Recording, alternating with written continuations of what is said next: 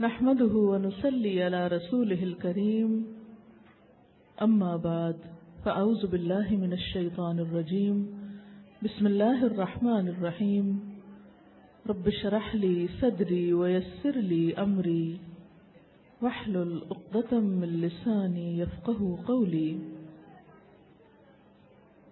اللہ تعالیٰ نے ہم سب کو پیدا کیا، اس زمین پر ہمارے لیے طرح طرح کی نعمتیں بنائیں، زندگی جیسی نعمت دی، لیکن اس دنیا کو ہمارے لیے امتحان کی جگہ بنایا۔ اور امتحان کس چیز میں ہے کہ ہر روز ہمیں زندگی میں جو کچھ پیش آتا ہے اس میں ہمارا طرز عمل کیا ہے۔ زندگی میں انسان کو بہت سی خوشیاں بھی ملتی ہیں اور کبھی کبھار غم کے بادل بھی آتے ہیں۔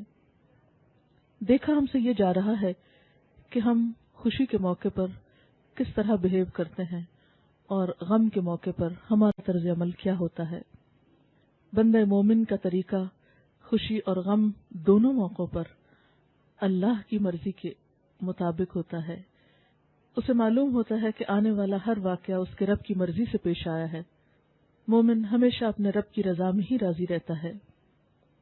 خوشی کے موقع پر بھی اللہ تعالیٰ کا شکر ادا کرتا ہے۔ نبی صلی اللہ علیہ وسلم جس کام کے لیے بھیجے گئے، جب وہ مکمل ہوا تو کیا کہا گیا؟ اب خوشی کیسے منائیے؟ فسبح بحمد ربک واستغفر، اپنے رب کی تسبیح کیجیے اور استغفار کیجیے۔ تو خوشی کے موقع پر بھی اللہ تعالیٰ سے یہ معافی مانگتے رہنا کہ ہماری کسی بات سے آپ ناراض نہ ہوں، یہ بہت ضروری ہے۔ اور سچی بات یہ ہے کہ ہمارا رب جب ہم کو خوشیاں دیتا ہے تو ہم زیادہ ہی اس کی ناراضگی سے کام کرتے ہیں۔ عام حالات میں شاید گناہ کچھ کم ہوتے ہوں، لیکن خوشی کے مواقع پر عموماً ہر حد پار کر دیتے ہیں اور کیا کہتے ہیں، پھر کیا ہوا، خوشی کا تو موقع ہے، شادی کوئی روز روز تھوڑی ہوتی ہے، اب آج بھی یہ کام نہیں کریں گے تو کب کریں گے۔ مثلاً آپ دیکھیں کہ عام دنوں میں نماز اپنے وقت پہ روٹین پہ ٹھیک پوری ہو رہی ہے، کیونکہ ہم سمجھتے ہیں کہ نماز کا حساب تو پہلے ہونا ہے، اس کے بغیر تو جان ہی نہیں چھوٹے گی، اس لیے وہ تو کرنی ہے پوری۔ عام دنوں میں ہم اطمینان سے اپنا کام کرتے ہیں، جو ہی شادی کا ہنگامہ شروع ہوتا ہے، شاپنگ ہو رہی ہے، بازار جا رہے ہیں، نمازیں لیٹ ہو رہی، قضا ہو رہی، اور عذر کیا ہے، بہت مصروفیت ہے، کیا کریں۔ پھر شادی کے لیے سب جمع ہیں تو سب کی نمازیں اوپر تلے ہو رہی، بعض اوقات راتوں کو بہت تاخیر ہو جاتی، صبح کی آنکھ نہیں کھلی، اور پھر دلہن کے لیے خاص طور پر یوں لگتا ہے جیسے لکھ دیا گیا ہو کہ نماز کی چھٹی، یہ کچھ گھنٹے تو اس کو بیوٹی پارلر میں گزارنے ہیں۔ اب اس وقت کیسے اٹھے وہ بیچ میں ادھورا سب کام چھوڑ کر، کیونکہ ٹائم ہی یہی ملا ہے، نماز کا وقت آئے گا، کوئی نہیں، اللہ معاف کرنے والا ہے، خیر ہے۔ اب باقی وقت اب سج بن کے بیٹھے، اب اس حال میں کیسے حرکت کریں، نماز معاف۔ اور سسرال کے گھر میں آئے ہیں نئے نئے، وہ کیا کہیں گے، لو آتے ہی اب نماز پڑھنا چاہتی ہے، دوسرے ڈسٹرب ہوں گے میری نماز سے، دوسروں کو تکلیف کیا دینا، لہذا طرح طرح کے عذر بہانے کر کے ہم اپنے فرض کو ایک طرف ڈال دیتے ہیں۔ پھر اسی طرح آپ دیکھیے کہ عام طور پر ہم جب اپنے گھر میں ہوتے ہیں تو غیبت، چغلی اور ان چیزوں کا موقع کم آتا ہے۔ جب خوشی کے موقع پہ سب اگلے پچھلے نئے پرانے سب لوگ اکٹھے ہوتے، سب رشتہ دار، پھر پچھلے گلے شکوے یاد آ جاتے ہیں، پھر ناراضگیاں یاد آ جاتی، پھر ایک دوسرے کے راز کھلتے ہیں، کھولے جاتے ہیں، وہ اس کا شکوہ اس سے کر رہا ہے، وہ اس کی غیبت اس سے کر رہا ہے، وہ اس کے دکھڑے اس کے سامنے کھول رہا ہے، اور اس طرح بہت ساری غلط باتیں زبان سے نکلتی ہیں، بہت سی ناراضگیوں کا سبب بن جاتا ہے۔ یہی خوشی کے مواقع۔ پھر آپ دیکھیے کہ جب ہم کسی مجلس میں ہوتے ہیں، شادی کے موقع پہ اچھا پہننا، اچھا کھانا کو منع نہیں ہے، اپنی استطاعت اور حیثیت کے مطابق کریں، اسراف نہ ہو، کیونکہ اسراف کرنے والے اللہ تعالیٰ کو پسند نہیں۔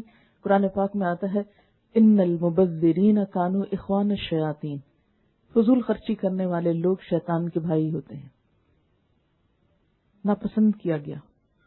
اپنی حدود سے باہر نکلنا، قرض لے لے کر بڑے بڑے کام ایسے کرنا کہ جس سے ایک دھاک بیٹھ جائے، ایک نام بن جائے، یہ کوئی پسندیدہ چیز نہیں ہے۔ لیکن ہم ایسے مواقع پر صرف دکھاوے کے لیے صرف لوگوں کو بتانے کے لیے کہ ہمارے پاس بہت کچھ ہے. ہم اس نیت سے بسا اوقات پہنتے بھی ہیں، پہناتے بھی ہیں، چڑھاتے بھی ہیں دلہن کو. اسلام میں ریاکاری، دکھاوا، اسراف یہ سب ناپسندیدہ چیزیں.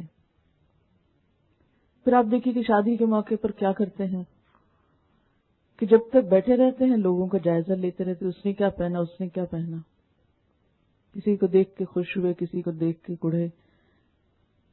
پھر جب گھر واپس پلٹتے ہیں تو کیا گفتگو ہوتی، کبھی غور کیا ہم نے؟ ضرور بات کرتے ہیں، وہ دیکھا فلاں کی شکل کیسے لگ رہی تھی، اس کو تو یہ کپڑے سوٹ ہی نہیں کر رہے تھے، اور اس کو اس عمر میں کیا چاو آیا کہ وہ اتنا کچھ پہن کے آ گئی. کسی کے ناک پہ تبصرہ، کسی کے میک اپ پہ تبصرہ، کسی کے کپڑے پہ تبصرہ.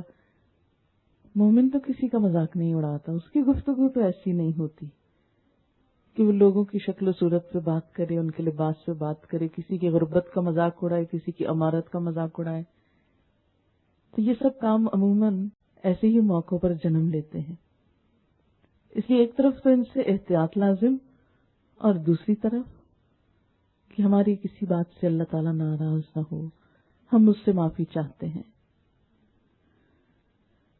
وَنَعُوذُ بِاللَّهِ مِن شُرُورِ أَنفُسِنَا، اور ہم اللہ کی پناہ میں اپنے آپ کو دیتے ہیں اپنے نفس کے شر سے بچنے کے لیے، کیونکہ انسان کا نفس اسے برائی پہ اکساتا ہے. چھوٹی سی بات کسی کی مائنڈ کی تو اس وقت تک چین نہیں آتا جب تک اس سے دگنا نہ اس کو سنا دے. کسی کی طرف سے تھوڑی سی تکلیف پہنچے تو جواب دینا لازم ہے. یہ کیسے ہو سکتا ہے ہم چپ بیٹھے رہیں، اور چاہے اس میں بات بڑھ جائے اور کام خراب ہوتا تو وہ ہم اپنا غصہ تو ٹھنڈا کر لیں. لہذا نعوذ باللہ من شرور انفسنا، ہم اپنے نفس کے شر سے، کیونکہ حضرت یوسف علیہ السلام نے بھی کہا تھا کہ ان النفس لامارۃ بالسوء، یقیناً نفس تو انسان کو برائی پہ اکساتا ہی رہتا ہے، برائی پہ آمادہ ہی کرتا ہے، وہ تو برائی کی طرف ہی لے کے جاتا ہے. لہذا نفس کی ایسی باتیں جو انسان کو دنیا میں بھی نقصان دے تو ان کو ماننے میں خسارہ ہی ہے. اب دیکھیے کہ نفس کا شر ہوتا کیا ہے، اس کو بھی ذرا دیکھ لیتے ہیں. نفس کا شر، نفس دل کی تنگی، حسد، بغض، حرص، لالچ، طمع، دوسرے کے لیے برے خیالات، بدگمانی، نیگیٹو تھنکنگ، یہ سب کچھ نفس کا شر ہے. خود کو بڑا سمجھنا، لوگوں کو حقیر سمجھنا، اپنی کسی خوبی کا بہت زوم ہونا، یہ ساری چیزیں نفس کے شر میں آ جاتی ہیں. سب سے پہلے نفس کے شر کا شکار ہوا تھا شیطان، اور اس نے کیا کہا تھا جب اسے کہا گیا کہ انسان کے آگے جھکو تو اس نے کہا میں کیوں جھکوں، انا خیر منہ، میں اس سے بہتر ہوں. خلقتنی من نار وخلقتہ من طین، مجھے تو نے آگ سے بنایا، اس کو مٹی سے. آگ مٹی کے آگے جھک جائے؟ نہیں، آگ کی تو سرشت میں نہیں، وہ تو اس کے شعلے اوپر جاتے ہیں، وہ نیچے نہیں ہو سکتی. میں اس کے آگے جھک نہیں سکتا. اب دیکھیے کہ انا کا شکار لوگ دراصل شیطان کے پیروکار ہوتے ہیں، اور عام روزمرہ زندگی میں جتنی بھی خرابیاں ہوتی اگر ہم ان کا انالائز کریں تو ہم دیکھیں گے کہ اس کے پیچھے، انسانی تعلقات کو بگاڑنے کے پیچھے بھی نفس ہوتا ہے. لو ہم ایسے ہی گئے گزرے، ہم دوسرے سے کمتر ہیں، ہم کیوں جھکے، ہم کیوں اس کی بات مانیں، ہم اس کے کہے میں کیوں آئیں، ہم کیوں معافی مانگیں چاہے قصور ہمارا اپنا ہو. تو ہم بسا اوقات اس نفس کی وجہ سے بڑے بڑے نقصان اٹھاتے ہیں، لیکن صرف اس ایک کو بچانے کے لیے بندوں کو بھی ناراض کرتے ہیں، رب کو بھی ناراض کرتے ہیں. اور اب دیکھیں کہ شادی کے بعد خصوصاً بندوں سے تعلقات مزید بڑھتے ہیں، اضافہ ہوتے ہیں. اب دیکھیں نا کہ شادی صرف دو افراد کے جوڑ کا نام نہیں ہے، دو خاندان جڑتے ہیں، کتنے نئے رشتے وجود میں آ جاتے ہیں. یعنی ایک شادی کے بعد کوئی ساس ہے، کوئی سسر ہے، دونوں طرف سے نند ہے، کوئی بھاوج ہے، دیورانیاں ہیں، پھر ان کے بچے ہیں، معلوم نہیں کہاں کہاں کتنے سارے لوگ ایک دم اپنے ہو گئے، نئے رشتے وجود میں آ گئے. اور انسانی تعلقات غیروں کے ساتھ اچھا رکھنا وہ بھی ضروری ہے، لیکن رشتہ داری قائم ہونے کے بعد ان کے ساتھ نبھانا یہ اس سے بھی زیادہ ضروری ہے. اس لیے اس چیز کے شر سے پناہ مانگی گئی جو انسان کے اچھے تعلقات کے راستے میں بہت بڑی رکاوٹ ہے. شادی کے بعد آپ دیکھیں شوہر اور بیوی کے جھگڑے کو بڑھانے میں جو چیز اہم کردار ادا کرتی ہے وہ انسان کا نفس. مجھے یہ کیوں کہا, مجھے یہ کیوں بول دیا, میری انسلٹ کر دی, مجھ سے معافی نہیں مانگی. اور بعض اوقات انسان قصور ہوتے ہوئے کیوں نہیں دوسرے سے معافی مانگتا کہ اس میں میری بے عزتی, ٹوٹ تو جاؤں گی لیکن جھکوں گی نہیں. یہ سب کچھ نفس کے شر سے ہوتا ہے. انسان وہی محبت حاصل کر سکتا ہے جو جھکنا جانتا ہو, جو دینا جانتا ہو. وہی قدر پا سکتا جو دوسروں کی قدر کرنا جانتا ہو. کہتے ہیں نا سراہی سر نگو ہو کر بھرا کرتی ہے پیمانہ. اور دوسروں کو دینے کے لیے, دوسروں کو خوش کرنے کے لیے, دوسروں کے دل میں جگہ بنانے کے لیے, محبتیں, خوشیاں اور مسکراہٹیں بکھیرنے کے لیے جھکنا نہایت ضروری ہے. عاجزی بڑی پسندیدہ ہے.